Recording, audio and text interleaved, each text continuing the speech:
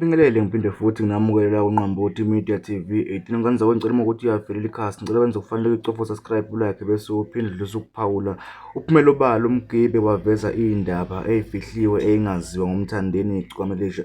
uMgibe enkulumeni yakhe uveza ukuthi umthandeni unesandla ekufeni kwensizwa lapha kaNongoma eyaziwa ngoDubula. Lezi indaba ziveze uMgibe ngesikhathi egeqa amagula ngecwamelisha ngemuva kokuthi kube nokungazwani phakathi kwabo kanti baziwa njengabantu ebebezona kakhulu la emekuphusheni umculo kaMaskandi. Kodwa-ke wey'ngane zakwethu ngale nje ukhuluma kakhulu-ke ake ngikuphi nansi inkulumo kaMgibe ngesikhathi ekhuluma eveza lezi ndaba ebhodle konke okusesifubeni sakhe.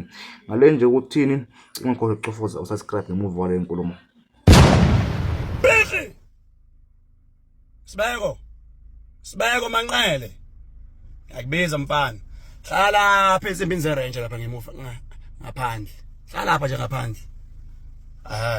Uvele ngewindi lapha ya. Sibeko Manqele. La mfana wami. Wenziwa mana ngicela ukubuza umbuzo wodwa nje mfethu. Yini ekwenza ukuthi uposte into enjena ngami ku Facebook? Bekuyini inhloso yakho Sibeko ngokwenze njalo? Ithi ngizondwe mina abantu mina.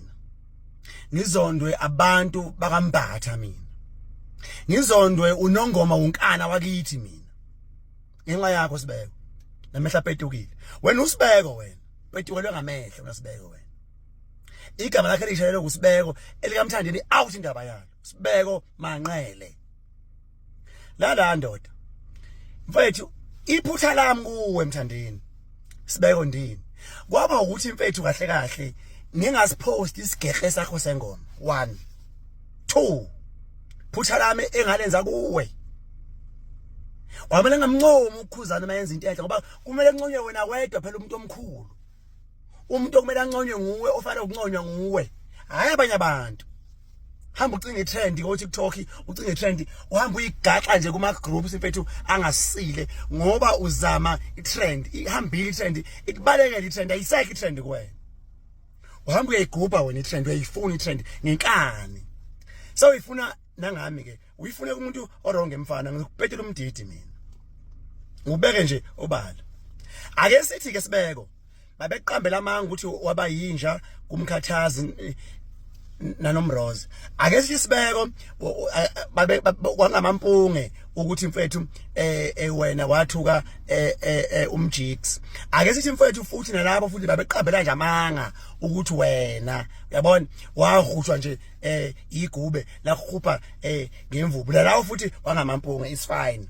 Ake sithi futhi le ndaba kaNgelovi nayo futhi wangamanga. Yes siyavuma ke wangamanga. Ake sithi le ekazimdola futhi nayo kufika late emcimbini omenye kuwe ngenxa yabo futhi utshwala wangamanga nayo. Into wafika wayikhipha kuyo ngami wena nansi. Umphikelana umufi uthi awumazi kwi-interview makuthiwa umufi akasekho emhlabeni. Umphikelana umufi ndoda. Wena ngolwesithathu mhla ka4 December kwakuyisikhathi kwaku 738 wawungakhulumi nami nomufi wena. Uthi ingane yabantu. Hey ngikhumbula kahle wathi ayenza ivideo yenze no live. Same time umufi wenza ulive. Sathi mase icall yami nawe yaphela ngabo 7:55 kanje. Yezwe indaba. Yaphesa inqamula icall yethu wasumufi eyokwenza ulive. Emalini enanivumelene wena nayo. Lo mala wazi umnike uthe ngithema ngifona ngolesihlanu ngoba sazovuka umgqibelo siye eCenturion. Wathi wena asizeni kwakho ngolesihlanu mangiphuma emsebenzini mina. Ngathi lo masimba lawe mina angiwenzi. Busho wena. Namhlanje umazi umufi wena.